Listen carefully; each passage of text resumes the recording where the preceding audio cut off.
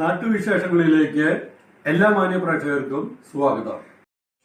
സ്ത്രീകളുടെയും കുട്ടികളുടെയും ആശുപത്രിയിലേക്ക് ജനൽ കർട്ടനുകൾ നൽകി.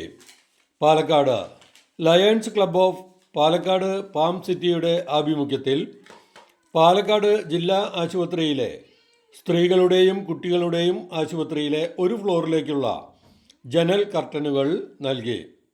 Club president R Babu Suresh ആശുപത്രി സൂപ്രണ്ട് ഡോക്ടർ ശെൽവരാജന് കർട്ടനുകൾ കൈമാറി.